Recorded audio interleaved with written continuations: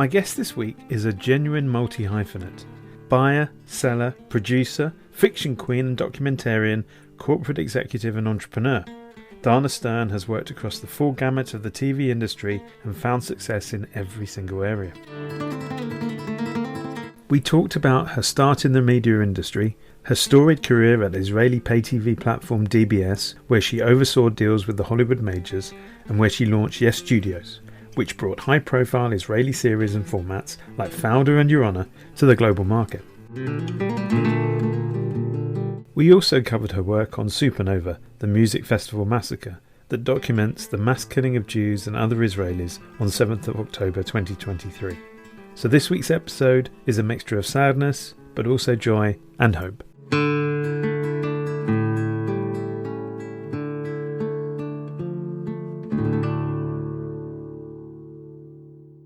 Hi Dana, welcome to the pod. Thank you, Danny. Great to see you. I always like to start with a fun question to get the creative juices flowing. And my question to you is this: if you could secure the format rights to any scripted show in TV history, which one would you choose and why? Friends.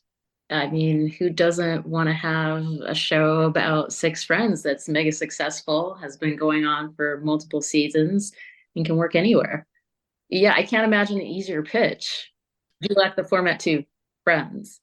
Doesn't need any explaining. Very good.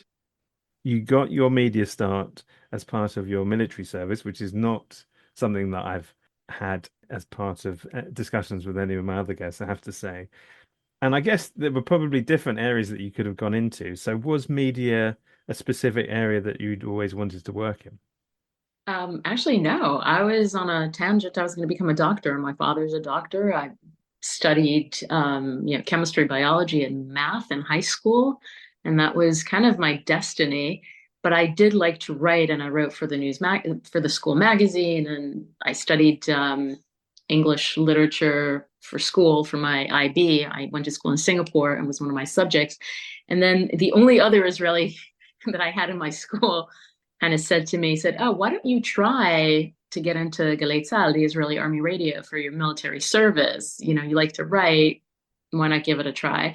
I submitted an application and started this very lengthy selection process. It's extremely competitive. And well, if you know anything about me, you know I'm extremely competitive. So I just made it a thing. And once I was accepted into the program, I did 2.5 years of regular military service and another 6 months as a freelancer. So in a total of 3 years, I loved it. I was kind of hooked. I was a news producer, and I started off my career producing news. I went on to work for Reuters television for another almost 7 years, another 6.5 years. So I'd say that first entire decade of my career has an actual physical production background, but also in news, which if anybody's done that, they know. I mean, that's like 7 years per one in dog years, or in human years as a news producer versus a regular producer. And I think it's worth reminding ourselves about how different TV in general, the TV world was so different at that time, and Israel, I guess, in particular. So you grew up in a country with a single public broadcaster. Not just a single public broadcaster, a single broadcaster, period. Exactly.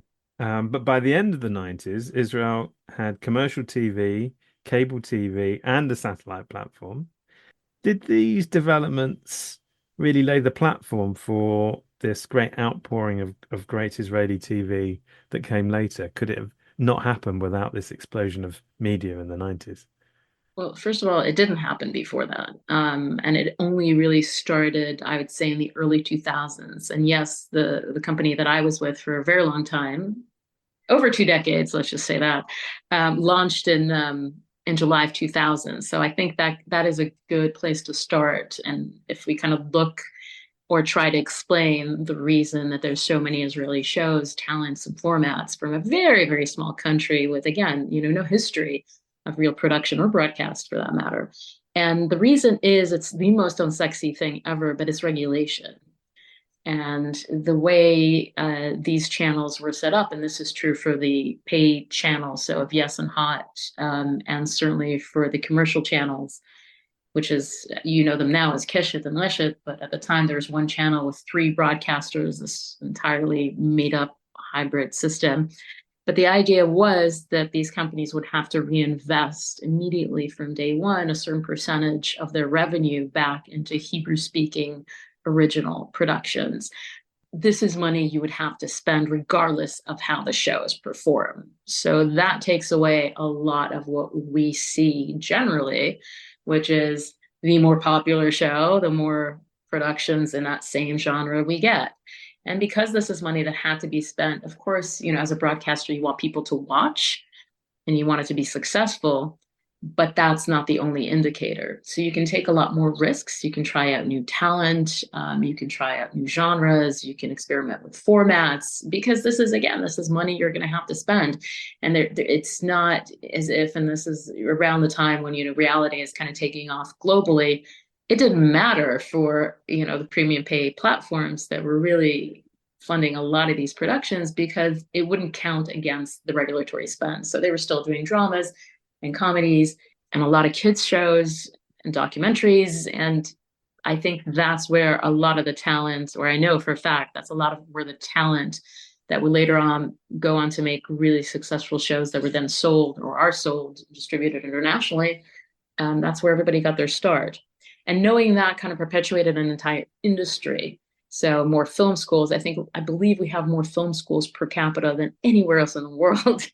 There's really more people wanting to go into the medium and a lot of more creativity. That, in addition to the fact that, you know, we just are natural storytellers, I would argue, and we certainly live very interesting lives. So there's a lot to draw from as far as inspiration and background and either personal stories or stories of people that we know, very rich history. We lack for nothing.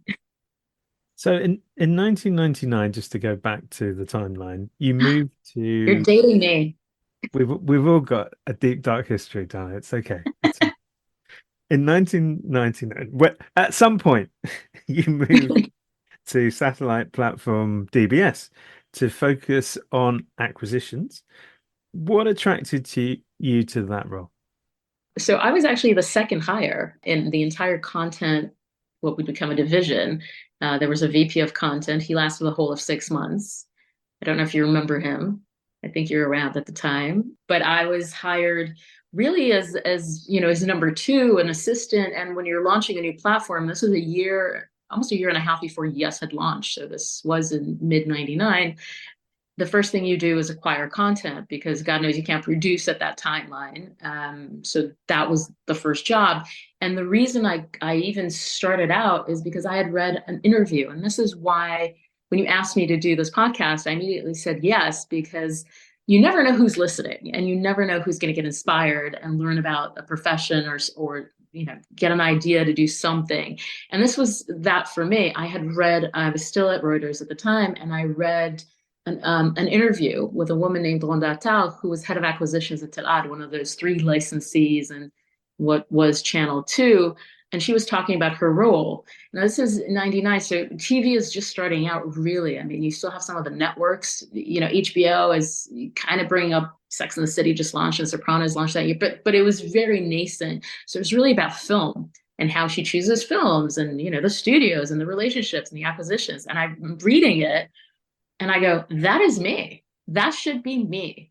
I was, you know, a kid that used to go to the Cinematheque. I was watching very unage appropriated films from all over the world. I love films. I would read up about the studios. I knew who distributed what. I could tell the logos from the history. Anyway, I was like, that should be me. And I literally made a list of places of broadcasters that had that function. Number two on my list was what would be Yes. And I cold called. And thankfully, I'd been in the industry for a while. I mean, I'd been in the industry for a decade at that point. So I could call these people up and either I knew them directly or I knew somebody who knew them. And that was literally my second call. And I got hired. And the rest, as I say, is history. It was a market that legislates against exclusive content deals, or certainly mitigates against them. So, how did you guys differentiate yourself from the competition? We were always focused on acquisitions, I would say, as a platform. Our budgets were always higher, and even if the other guys managed to get a show here or there or open up the exclusivity window, overall we had absolutely, I would say, the better relationships. The deals where it matters, the deals we had the I can say exclusive now because I'm not yes. At the time, I would say something else. I would try to create a way. But the HBO relationship, we had the HBO. We were the home of HBO for many many years. The same for Showtime with Fox. We had these output deals with all of the important, I would say, content producers, but mostly distributors at the time. And even if somebody and those relationships were strong, and I would say that was what had kept the brand together and the programs and de facto exclusivity. Because if you're doing, if you're working with Fox for, I know, 5, 6, or 8 years and are a great client and are taking the vast majority of their shows, but really have that relationship and you're doing a good job marketing and you're doing additional events, we would do wow. I mean, we did internals, Israeli screenings. We did exhibitions. We brought the Game of Thrones exhibit. We did this entire exhibit based on series. We would play series and film festivals in Israel. So we were a great partner, I would say, and they kept us whole. I mean, they were not looking to license to anybody else, I would say, and that is key in this industry, relationships. And did those relationships and the experience of dealing with different distributors provide a platform and some interesting lessons for you later on when you moved into distribution? Like, did you pick up some interesting things Um, along the way? Yeah, well, I would say two things happened. So I picked up distribution and also production. And production was kind of tapping into my former self, but distribution, absolutely. And I will say this, the first deal I really did was Fauda. And the reason I was even there to do it was really because, I was a buyer and I knew another buyer, right? And I was introduced to Larry Tans at Netflix, who, by the way, I had known in passing for his previous days when he worked with Michael Eisner. So he was a buyer, I was a buyer, so we could have a conversation like two buyers. I wasn't selling anything. I didn't even know I knew how to sell. I knew what I needed. I knew the show, and that's kind of how we did that first deal, really on a couch in London.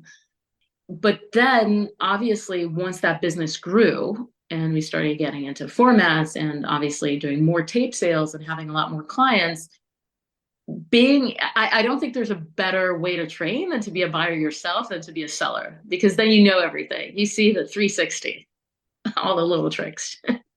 And so, how did you find that transition? First of all, I have utmost admiration for distributors. I don't know that I did that before.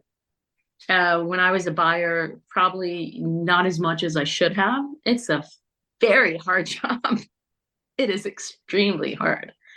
And I would even say I'd had it easy because I ran a separate P&L. So I made my own decisions about who to sell to or not. But certainly as you get bigger and bigger in these companies, there's so many other people you need to consult as a seller. So even if you do have, a lead or somebody's hooked or they an offer, you still have to go through the ringer as far as internally and getting things approved, and with people that might not have the same kind of underground knowledge and relationships that you have, always telling you, oh, you can do better, oh, you should ask for more, duh, yes, of course you can always ask for more, but do you really want to at this point? So I have an utmost respect for distributors today, and apologies for all of you, including you, Danny, who at the time I might have treated with less respect.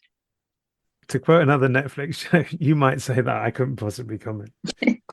So in 2014, you were promoted to SVP Acquisitions, Channels and Programming.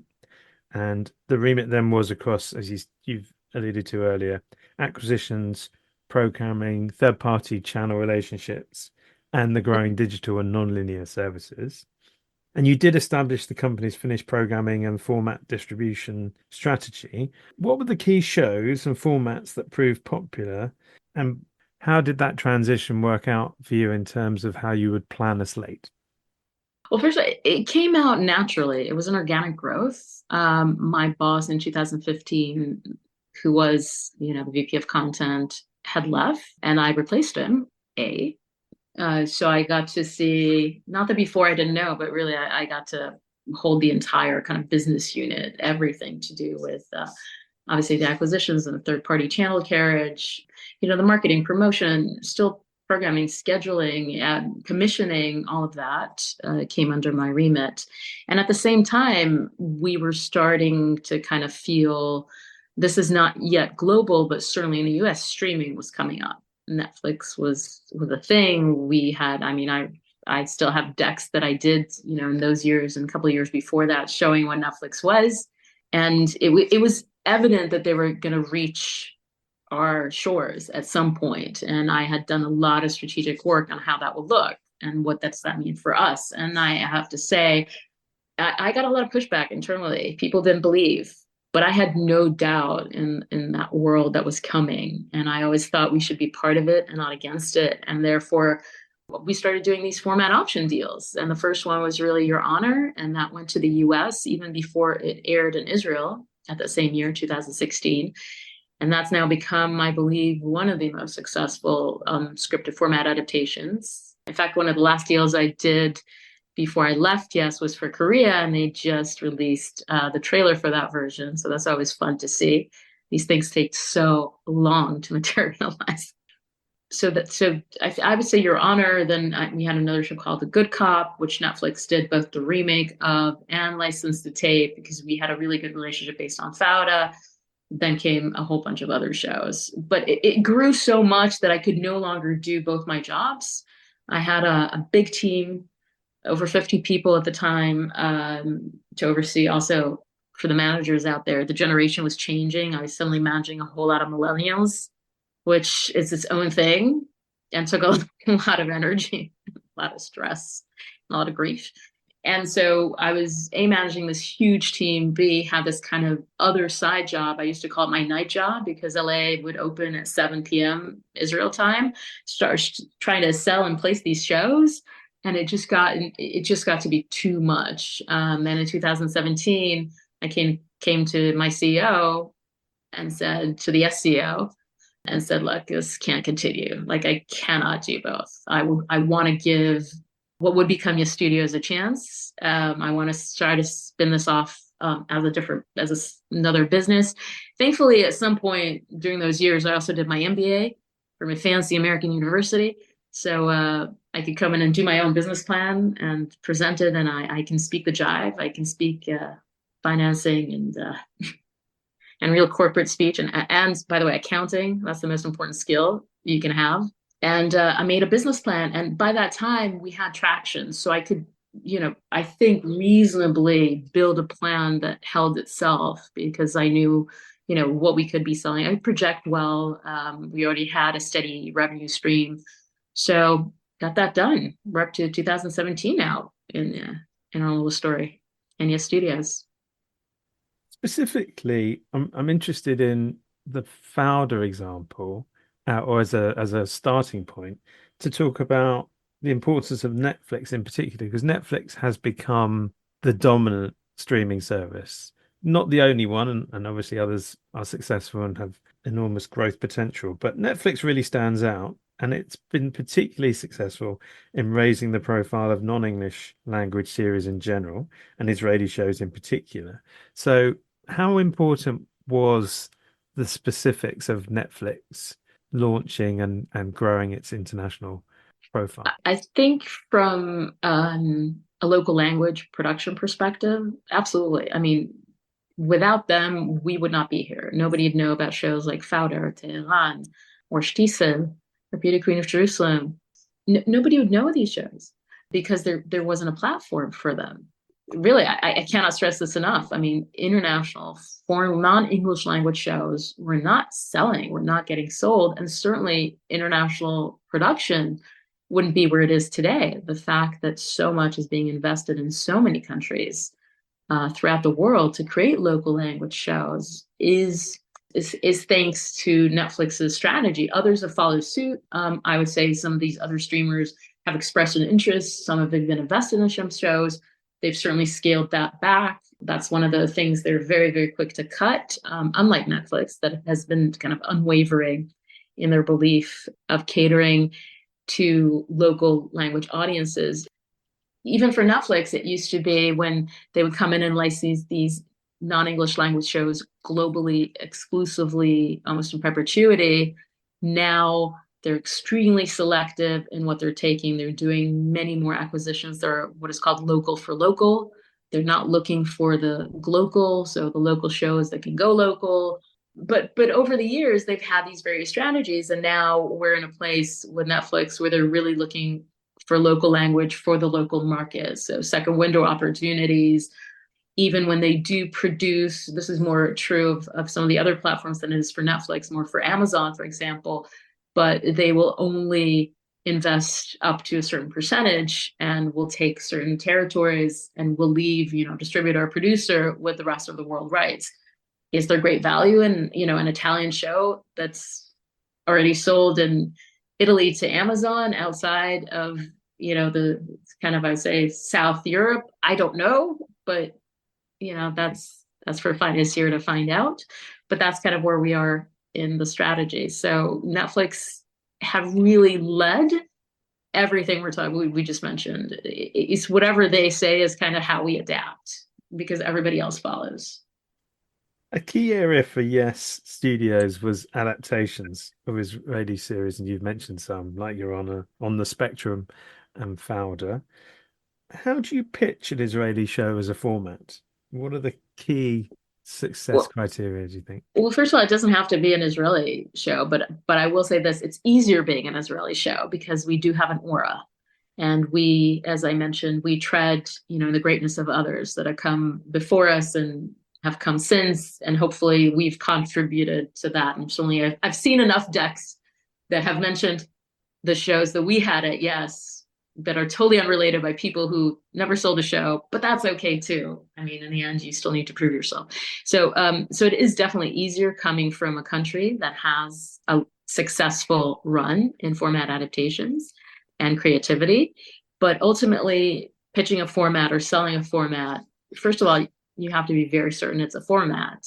And you'd be surprised how many things are not a format or are not formatable or shouldn't be. And I think that's the number one kind of obstacle to overcome is something a format. And the easiest way to answer that is if somebody else thinks it also is, then it is a format. So you kind of need two people. The fact that you believe is not enough. If you get somebody actually to buy it and believe with you, then suddenly it becomes a format. And obviously the rest of those deals become easier.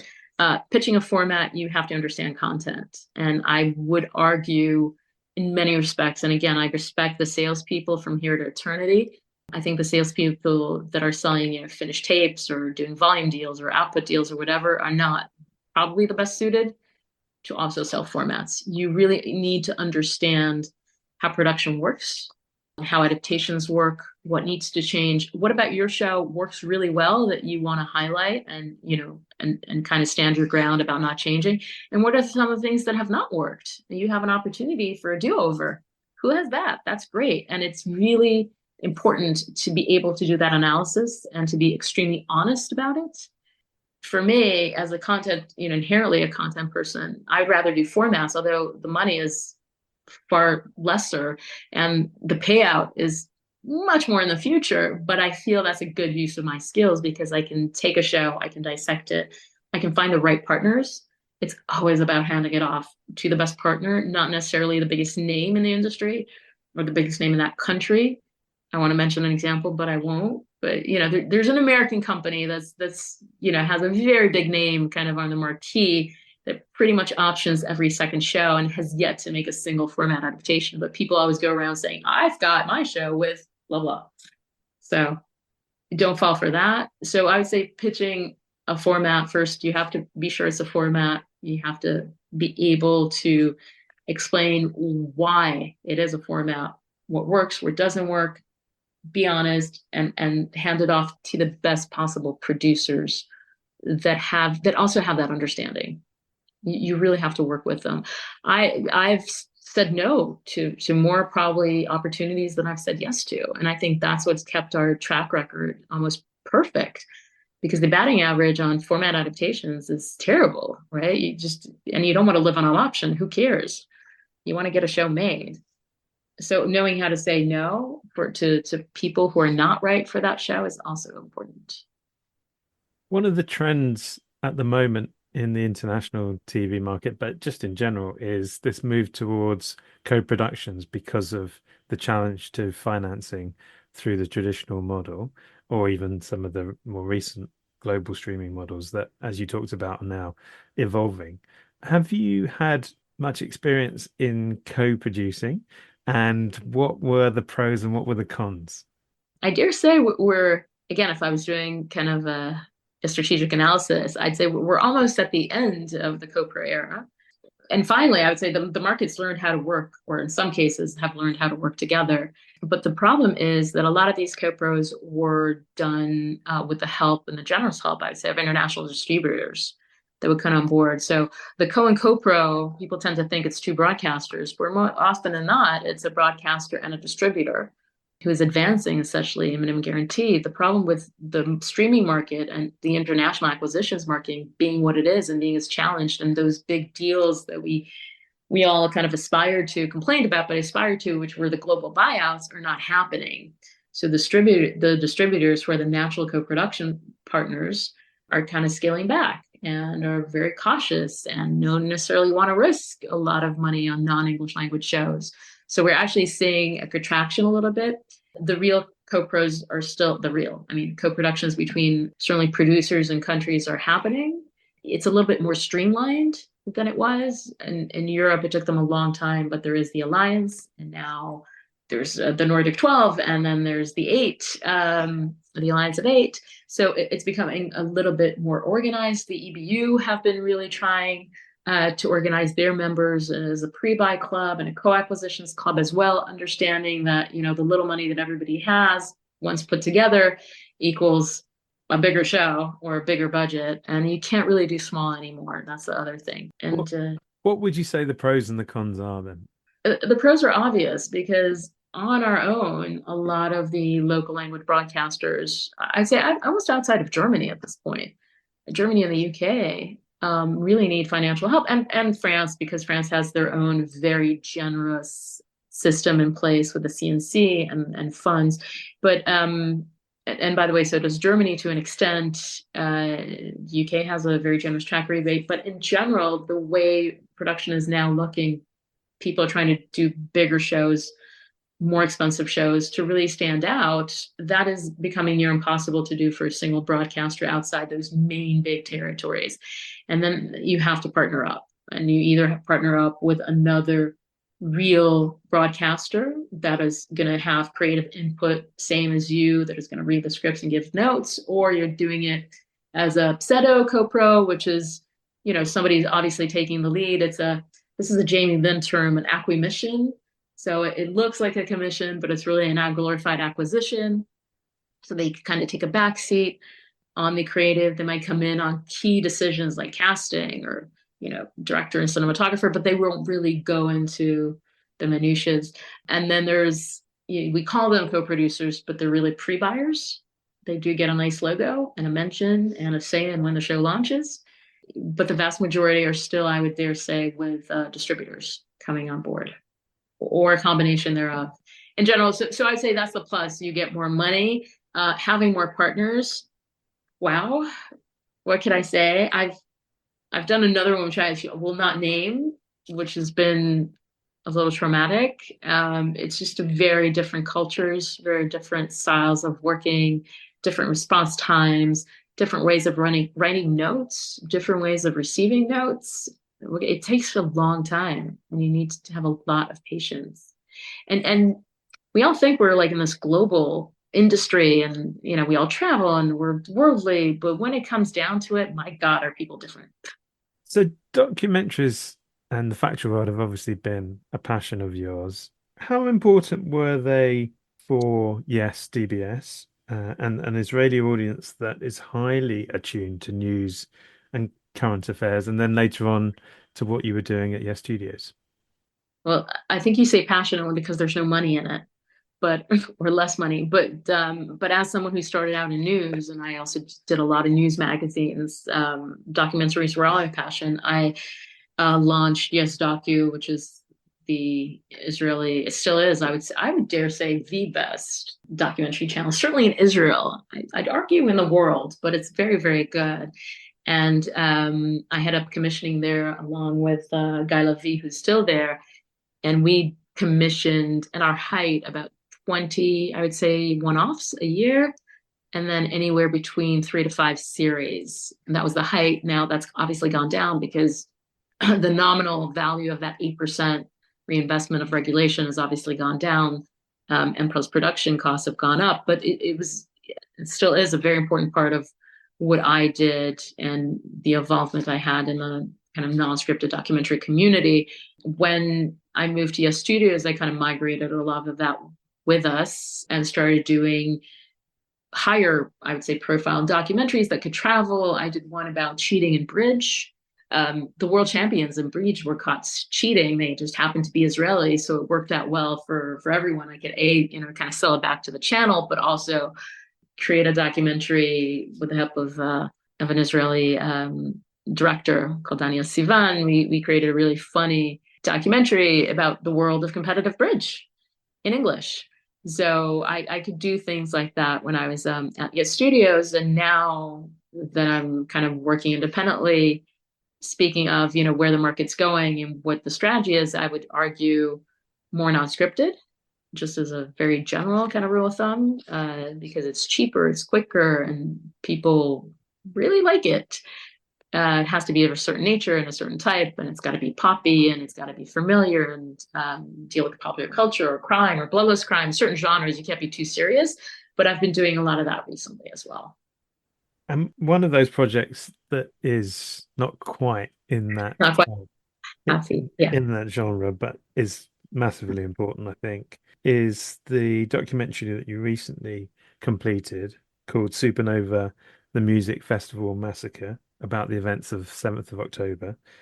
Can you talk about the process of putting that documentary together and the reaction to the film? Yeah, that was one of those encounters that we all have. I mean, I will say this about the business. A, it never ceases to surprise me. And B, it's almost kismet. I mean, things just sort of come together for random reasons, and you have to listen to it. And I was literally at MIP, this was 10 days, I'm going to say after October 7th. And I only went for two reasons. One, I had said I would moderate two panels, and I hate backing out. Like I just try never to cancel because I know how annoying that is. And B, no other Israelis could travel. And I live in Berlin, so for me it's a very short flight. I have no travel restrictions. All airlines are flying. None of the Israelis could make it because all the airlines had basically canceled. So I thought it'd be, and I'm known for being an Israeli, so I thought it'd be a good place to just be seen, and just talk to people, just to vent, to get hugs, to give hugs, to explain what I'd known at the time. But this was really just a week and a half, not even probably just 9 days after the event. I was walking around a little bit like a zombie. I don't know how I got through my panels, but in one of those walks, near the Croisette, I ran into Christian Bates, who has a very successful documentary company with his brother Reinhard called Gebrüder Bates. Now they're called Bates Brothers. They're based in Berlin. We know each other for a long time. And he said to me, tomorrow we're going to announce we're going to do a movie about the Music Festival Massacre. And I said to him, good luck. Sounds important. I think it's too soon, but you do you. The next morning, the article came out. He forwarded it to me on WhatsApp and said, I've been thinking about it all night. You have to produce this with us.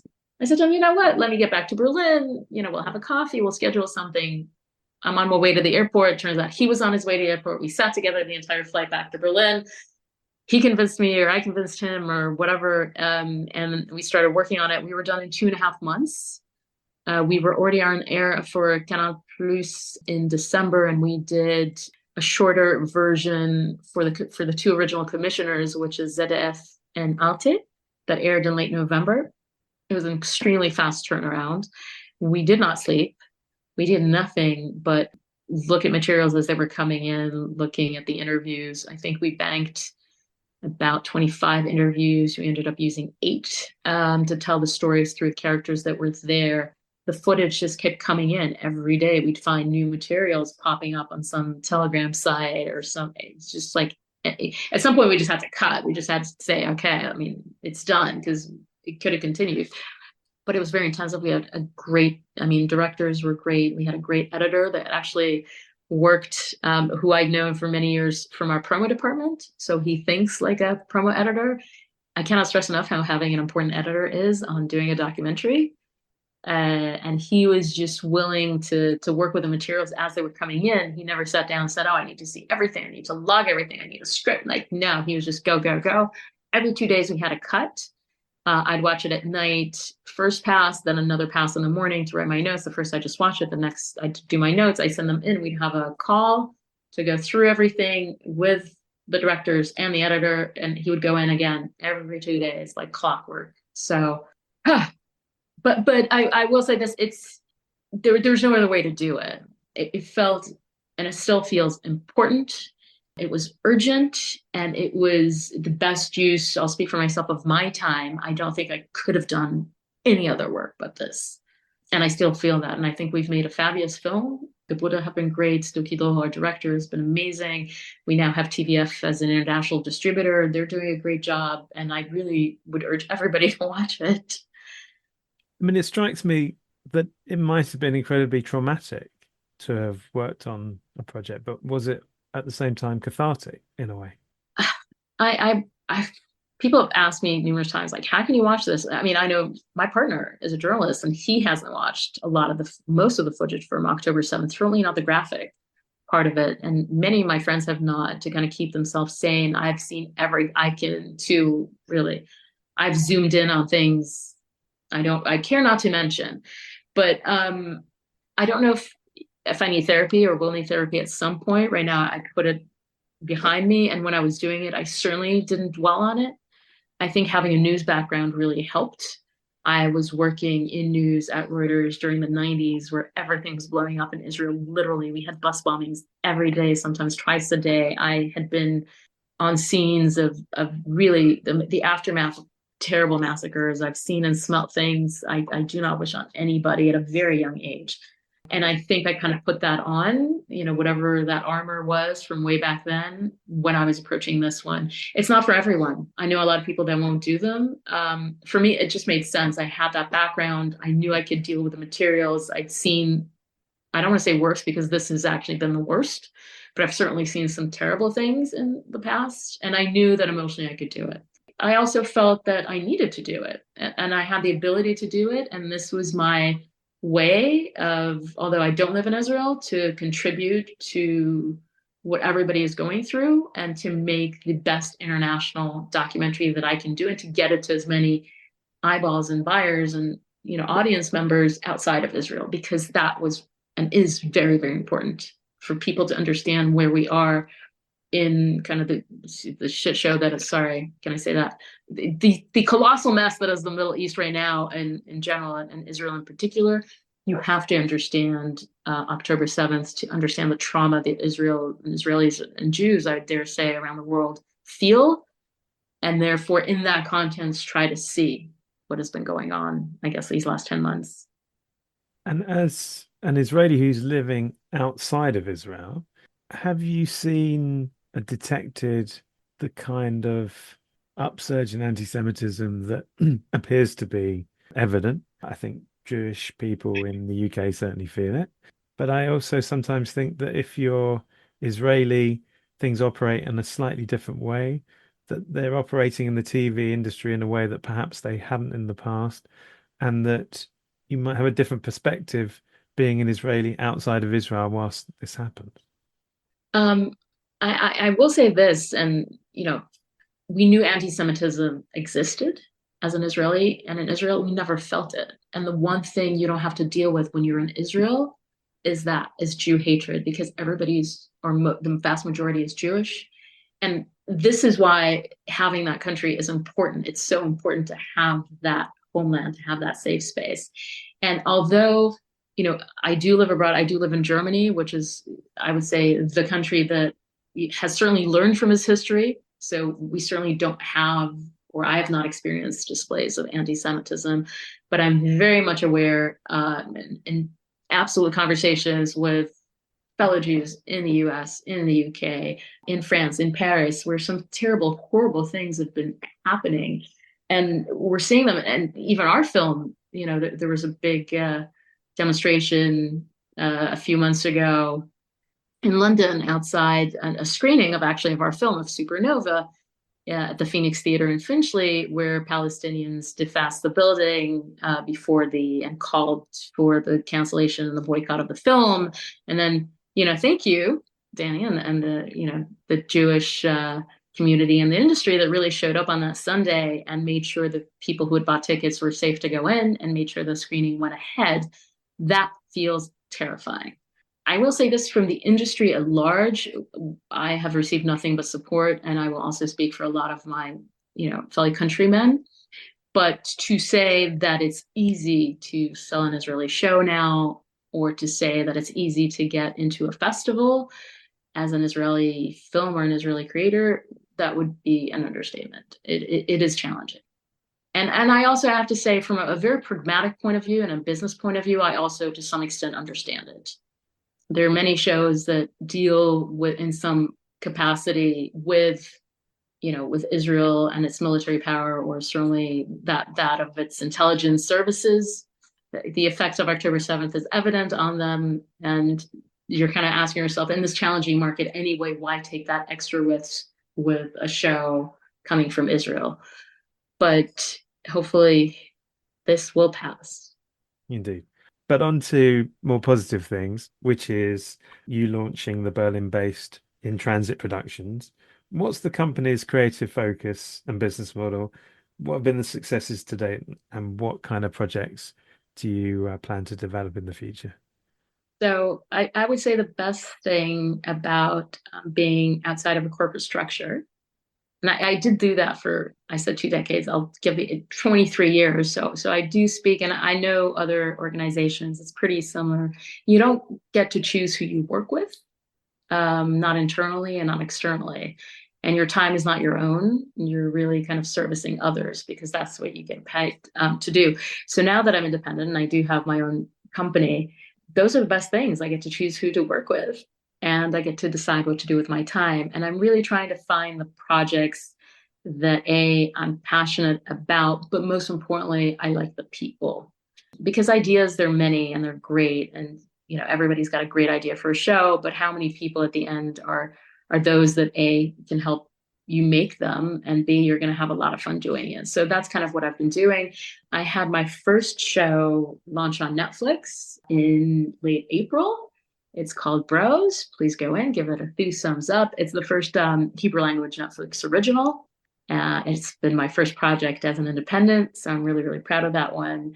Obviously, the other that I did is the documentary. So it's been intense, and I'm doing co-productions. I'm doing more documentaries, and I'm trying to work with people that I like. And still, we talked a lot about formats. I also represent a couple of formats on the side because I do believe in it. And I get such a rush when we complete the process, and knowing that I helped in some way is really important. But I am developing non-scripted.